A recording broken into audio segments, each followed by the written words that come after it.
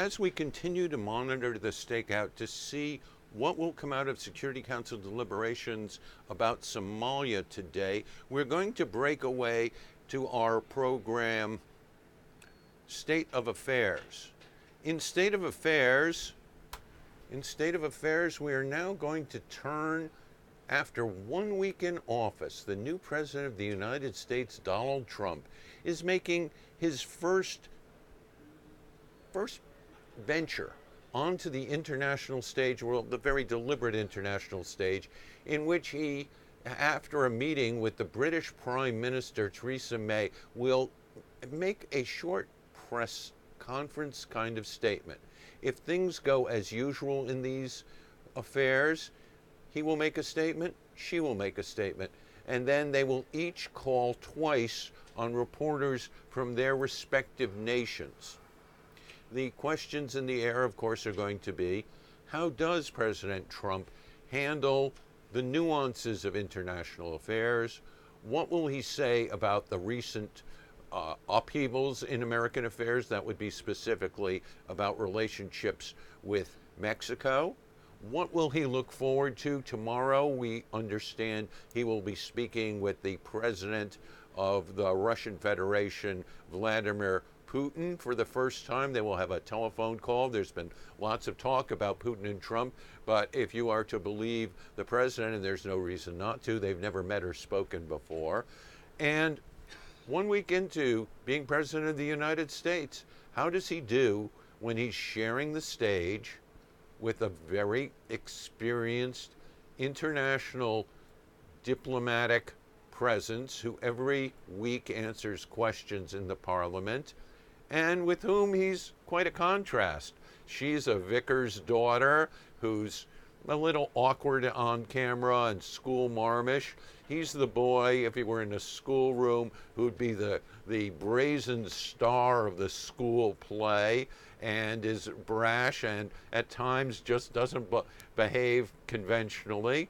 So let's see this first little test of President Donald J. Trump on the world stage as he speaks with the Prime Minister of the United Kingdom from the East Room of the White House. Let's watch.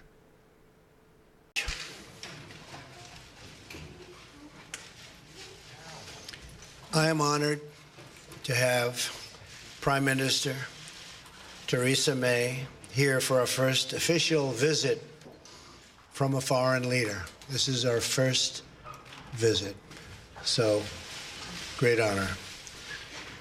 The special relationship between our two countries has been one of the great forces in history for justice and for peace. And by the way, my mother was born in Scotland, Stornoway, which is serious Scotland. Today, the United States renews our deep bond with Britain, military, financial, cultural, and political. We have one of the great bonds. We pledge our lasting support to this most special relationship. Together, America and the United Kingdom are a beacon for prosperity and the rule of law. That is why the United States respects the sovereignty of the British people and their right of self-determination. A free and independent Britain is a blessing to the world, and our relationship has never been stronger. Both America and Britain understand that governments must be responsive to everyday working people, that governments must represent their own citizens. Madam Prime Minister, we look forward to working closely with you as we strengthen our mutual ties in commerce, business, and foreign affairs. Great days lie ahead for our two peoples and our two countries. On behalf of our nation, I thank you for joining us here today. It's a really great honor. Thank you very much. Well, thank you very much, Mr. President. And can I start by saying that I'm so pleased that I've been able to be here today, and thank you for inviting me so soon after your inauguration. And I'm delighted to be able to congratulate you on what was a stunning election victory. And as you say, the invitation is an indication of the strength and importance of the special relationship that exists between our two countries, a relationship based on the bonds of history, of family, kinship, and common interests. And in a further sign of the importance of that relationship, I have today been able to convey Her Majesty the Queen's hope that President Trump and the First Lady would pay a state visit to the United Kingdom later this year, and I'm delighted that the President has accepted that invitation. Now, today we're discussing a number of topics, and there's much on which we agree. The President has mentioned foreign policy. We're discussing how we can work even more closely together in order to take on and defeat Daesh and the ideology of Islamist extremism wherever it's found. Our two nations are already leading efforts to face up to this challenge, and we're making progress with Daesh losing territory and fighters, but we need to redouble our efforts. And today we're discussing how we can do this by deepening intelligence and security cooperation, and critically by stepping up our efforts to counter Daesh in cyberspace. Because we know we will not eradicate this threat until we defeat the ideology that lies behind it. Our talks will be continuing later. I'm sure we'll discuss other topics, Syria and Russia. On defence and security cooperation, we're united in our recognition of NATO as the bulwark of our collective defence. And today, we've reaffirmed our unshakable commitment to this alliance. Mr. President, I think you confirmed that you're 100% behind NATO. But we're also discussing the importance of NATO continuing to ensure it is as equipped to fight terrorism and cyber warfare as it is to fight more conventional forms of war. And I've agreed to continue my efforts to encourage my fellow European leaders to deliver on their commitments to spend 2% of their GDP on defence, so that the burden is more fairly shared. It's only by investing properly in our defence that we can ensure we're properly equipped to face our shared challenges together. And finally, the President and I have mentioned future economic cooperation and trade. Trade between our two countries is already worth over £150 billion a year.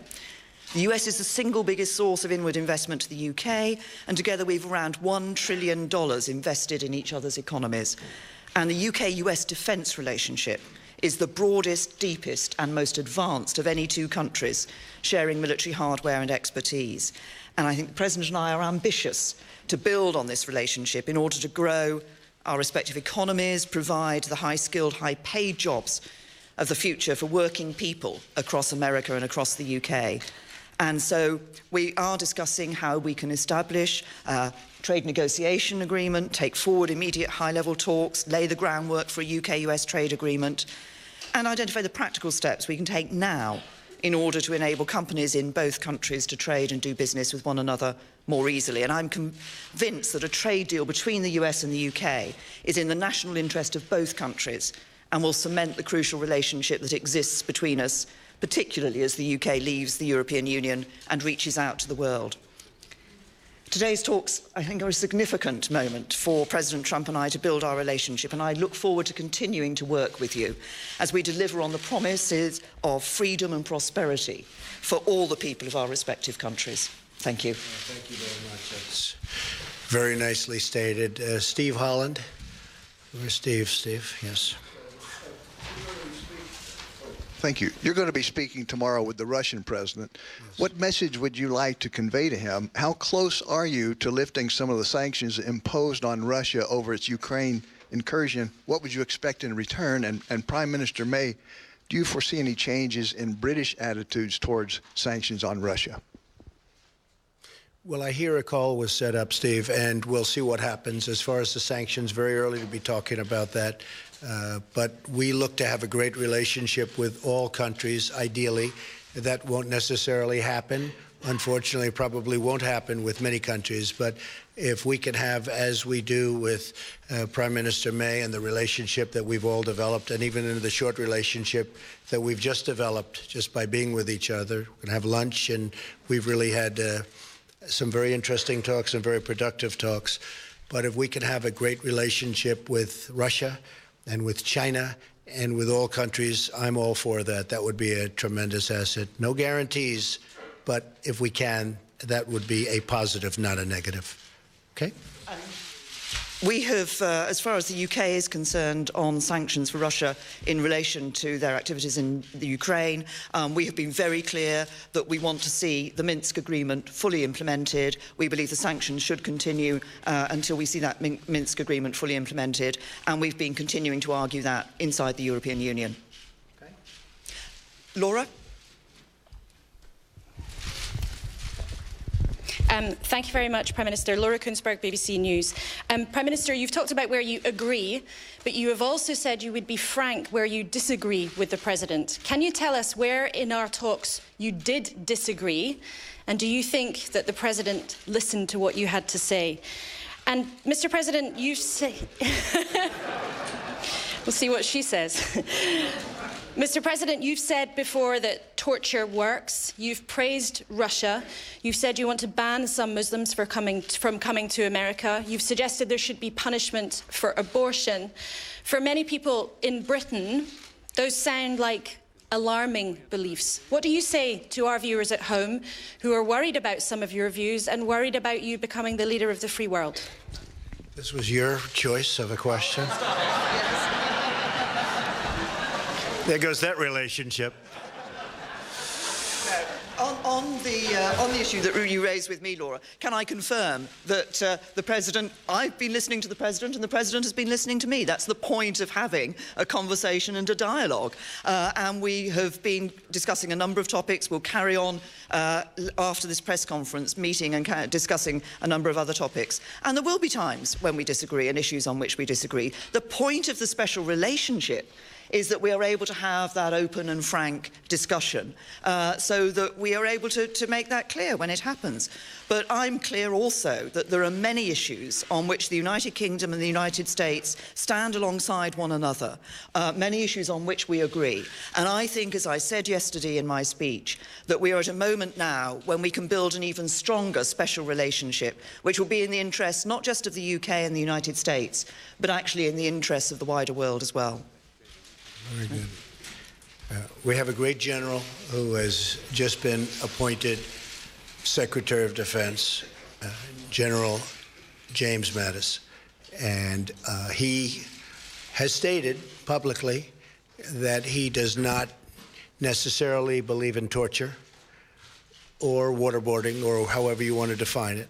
Enhanced interrogation, I guess, would be a word that a lot of people would like to use. I don't necessarily agree, but I would tell you that he will override because I'm giving him that power. He's an expert. He's highly respected. He's the general's general. Got through the Senate very, very quickly, which in this country is not easy, I will tell you. And so I'm going to rely on him. I happen to feel that it does work. I've been open about that for a long period of time. But I am going with our leaders. And we're going to win with or without, but I do disagree. As far as, again, Putin and Russia, I don't say good, bad, or indifferent. I don't know the gentleman. I hope we have a fantastic relationship. That's possible, and it's also possible that we won't. We will see what happens. I will be representing the American people very, very strongly, very forcefully, and if we have a great relationship with Russia and other countries, and if we go after ISIS together, which has to be stopped, that's an evil that has to be stopped, I will consider that a good thing, not a bad thing. How the relationship works out, I won't be able to tell you that later. I've had many times where I thought I'd get along with people, and I don't like them at all. And I've had some where I didn't think I was going to have much of a relationship, and it turned out to be a great relationship. So, Teresa, we never know about those things, do we? But I will tell you one thing. I'll be representing the American people very strongly. Thank you. How about John Roberts, Fox? Mr. President, thank you so much, Madam Prime Minister.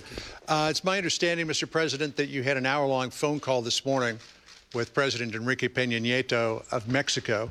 Could we get an update on where the relationship is? Further to that, what do you say to your critics who claim that you have already soured a relationship with a very important U.S. ally? And Madam Prime Minister, if I may ask you as well, are you concerned about the state of relations between the United States and Mexico. Sir? Well, I think the Prime Minister, first of all, has other things that she's much more worried about than Mexico and the United States relationship. But I will say that we had a very good call. I have been very strong on Mexico. I have great respect for Mexico. I love the Mexican people. I work with the Mexican people all the time. Great relationships. But as you know, Mexico, with the United States, has out-negotiated us and beat us to a pulp through our past leaders. They've made us look foolish. We have a trade deficit of $60 billion with Mexico. On top of that, the border is soft and weak. Drugs are pouring in. And I'm not going to let that happen. And General Kelly is going to do a fantastic job at Homeland Security. As you know, we swore him in yesterday. We have a really, I think, a very good relationship, the President and I. And we had a talk that lasted for about an hour this morning. And we are going to be working on a fair relationship and a new relationship. But the United States cannot continue to lose vast amounts of business, vast amounts of companies, and millions of people losing their jobs. That won't happen with me. We're no longer going to be the country that doesn't know what it's doing. And so we are going to renegotiate our trade deals, and we're going to renegotiate other aspects of our relationship with Mexico. And in the end, I think it'll be good for both countries. But it was a very, very friendly call. I think you'll hear that from the President, and I think you'll hear that from the people of Mexico that really represent him and represent him very well. And I look forward to, over the coming months, we'll be negotiating, and we'll see what happens. But I'm representing the people of the United States, and I'm going to represent them as somebody should represent them, not how they've been represented in the past, where we lose to every single country. As the President himself has said, the relationship of the United States with Mexico is a matter for the United States and Mexico. Tom. Mr. President, you said you'd help us with a Brexit trade deal. You said you'd help us with a Brexit trade deal. You said you'd stand by us with NATO, but how can the British Prime Minister believe you? Because you have been known in the past to change your position on things. And also, Mayor, as a question to both of you, people are fascinated to know how you're going to get on with each other. You're so different. The hard-working daughter of a vicar, the brash TV extrovert. Have you found anything in common personally yet? Actually, I'm not as brash as you might think. and I can tell you that I think we're going to get along very well. You know, it's interesting because I am a people person. I think you are also, Teresa. And I can often tell how I get along with somebody very early, and I believe we're going to have a fantastic relationship. Brexit, and I really don't change my position very much. If you go back and you look, my position on trade has been solid for many, many years, since I was a very young person, talking about how we were getting ripped off by the rest of the world. And I never knew I'd be in this position where we can actually do something about it. But we will be talking to your folks about Brexit. Brexit was an example of what was to come. And I happened to be in Scotland at Turnberry cutting a ribbon when Brexit happened. And we had a vast amount of press there. And I said, Brexit, this was the day before, you probably remember, I said, Brexit is going to happen. And I was scorned in the press for making that prediction. I was scorned. And I said, I believe it's going to happen because people want to know who's coming into their country and they want to control their own trade and various other things. And lo and behold, the following day, it happened. And the odds weren't looking good for me when I made that statement because, as you know, everybody thought it was not going to happen. I think Brexit's going to be a wonderful thing for your country. I think when it irons out, you're going to have your own identity, and you're going to have the people that you want in your country, and you're going to be able to make free trade deals without having somebody watching you and what you're doing. And I had a very bad experience. I had something when I was in my other world. I have something in another country, and getting the approvals from Europe was very, very tough. Getting the approvals from the country was fast, easy, and efficient. Getting the approvals from the group, I call them the consortium, was very, very tough.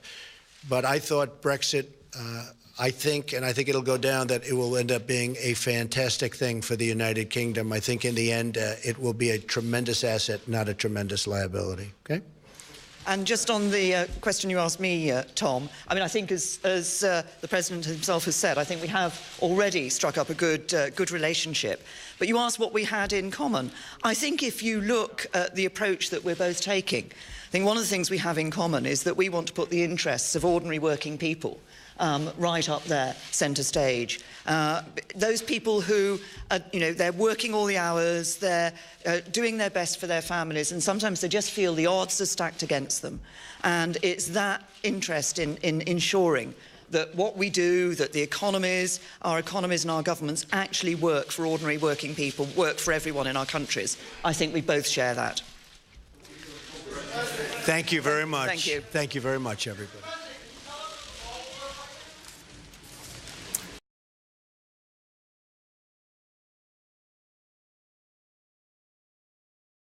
Donald Trump, in his first exposure to international relations questions, he didn't stumble, he didn't fumble, but he also didn't provide any specifics, just generalities, and he dodged the most emotionally thorny issue he was asked about, the idea that Europeans are tremendously worried that he is going to ban abortions. In sum, the British Prime Minister Theresa May and President of the United States Donald Trump stressed something that, if we heard it 25 years ago, we would have thought that the Soviet Union was putting in the subtitles. A very Marxist kind of emphasis on government supporting working class people and not industry. And Donald Trump, when asked about a phone call he had earlier this morning with the president of Mexico, Piñeto, said something quite astonishing. He said, "We are no longer going to be the country that doesn't know what it's doing." In other words, in making a statement about the United States in the world, Mr. Trump once again painted a dark picture that the United States was being bullied, harassed, beaten up. He said Mexico has won in the negotiations and beaten the United States up to a pulp.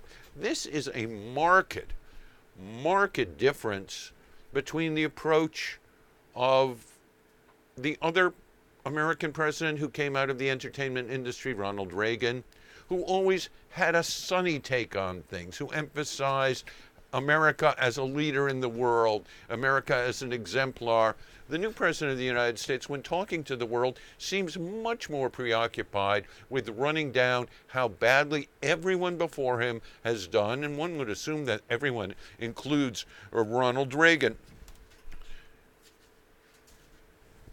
Two important points of emphasis come through here. One, the United States is still going to have a special relationship with Great Britain.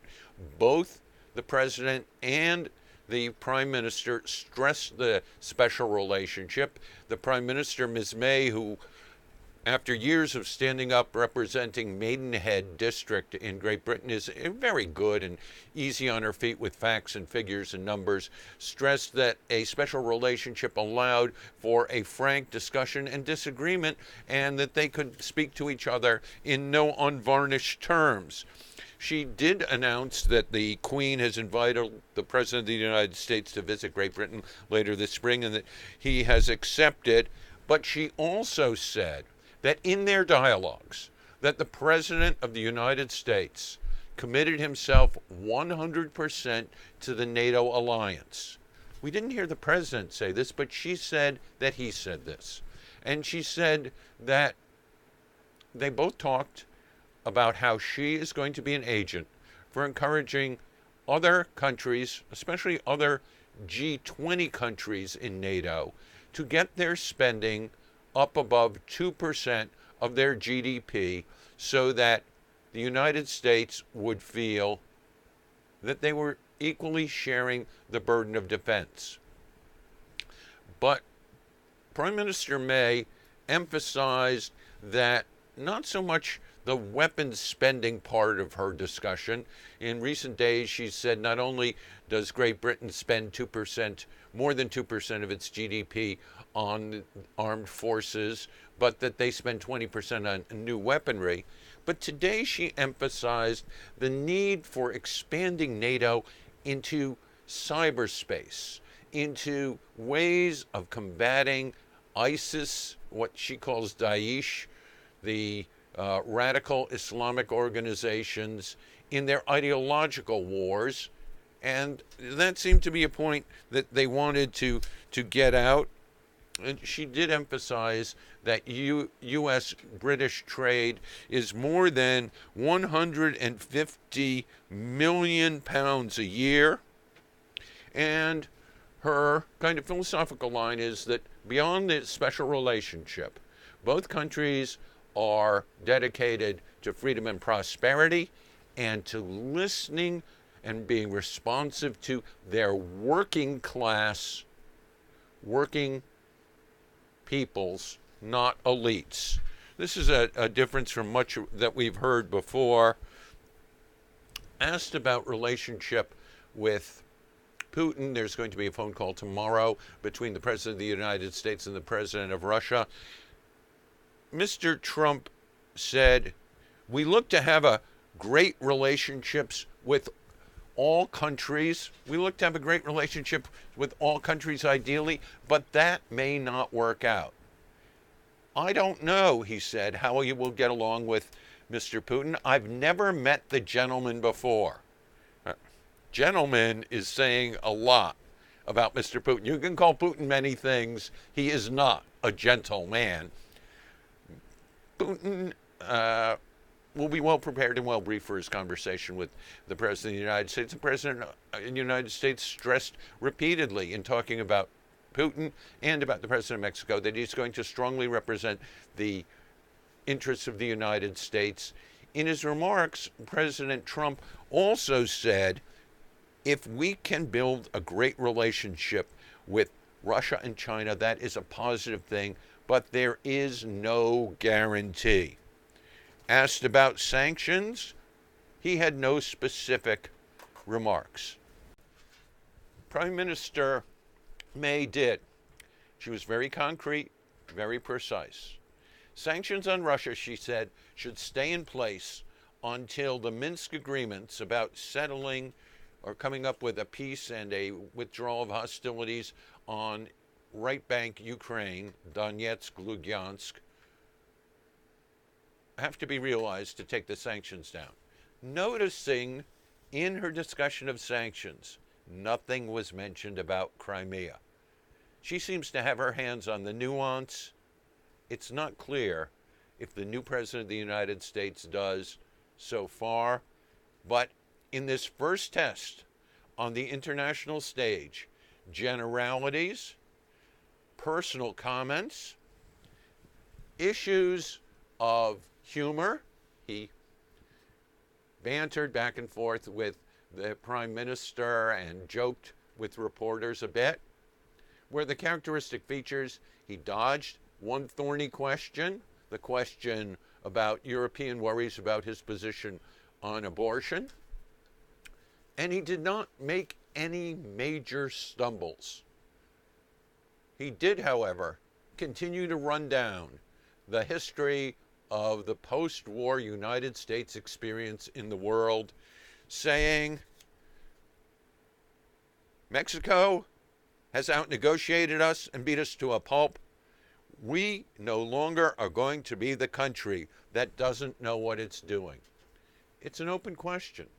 Democratic and Republican administrations, people experienced in world politics, leaders who helped negotiate a safe reunification of Europe. Did they really not know what they were doing? Did President Bush the elder not know what he was doing? Did President Reagan not know what he was doing? Why is the President of the United States running down the history of the United States' role in world affairs? Not everything is positive, but certainly he must be wrong that not everything is bad dark, and negative.